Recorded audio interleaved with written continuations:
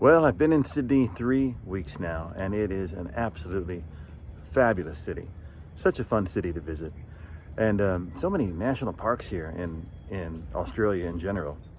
So I think I went to 7 national parks over my 3 weeks here. Of course, not all in Sydney. Went up to the Blue Mountains and Royal National, and 7 of them. Some of the names I have to look at and pretend like I can pronounce them, but I probably can't because they're all Australian names. But what a fantastic country, really, not just one city here in Australia. So there's a lot to do, and just talking to random people, whether it's at the owner of a grocery store, or a person who is a tour guide, or a hotel, I guess, concierge. Everybody's impacted by Alzheimer's in some way. And generally, they don't have a time or a place to talk about that impact. So that's a big part of what's happened on my journey. It's not really talking about what happened to me.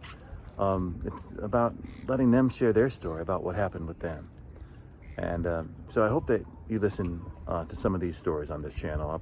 We'll have it. I guess we'll have a section that will just talk about how Alzheimer's has impacted people, because it's impacted people in terrible ways.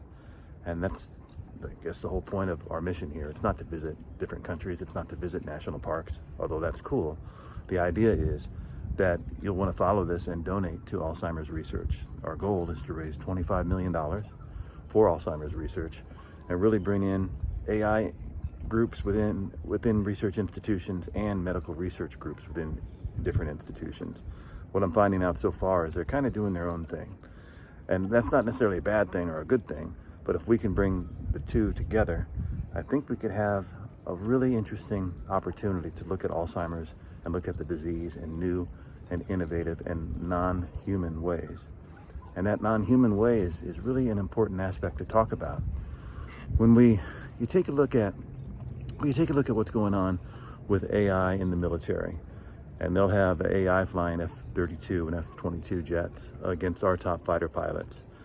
And of course, I don't have any firsthand knowledge of what really happens, but I'm going to school and I talk to military folks, and they'll say that AI wins every time.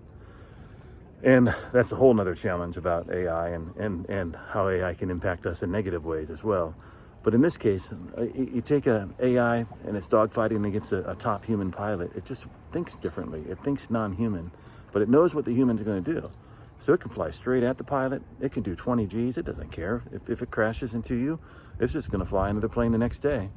Whereas the pilot, of course, doesn't want to crash at all because that's it for him. So how do you take that non-human approach to dogfighting and apply it to a non-human way to look at Alzheimer's disease? I don't know what's going to happen. I don't know what kind of research we're going to fund, but that's the angle that we're going, and that's the request for each of you to help donate to get to that $25 million. So this is the harbor in Sydney. It's been a wonderful 3 weeks here in Australia. I'm going to head up to Florida for a couple of weeks now, and then to California, and then it's back down on the first, I guess the 31st of January or December. I guess I got the best flight deal then. So flying on New Year's Eve back down here to go to New Zealand for 2 months. All right, that's an update. Please do donate. I appreciate your time very much.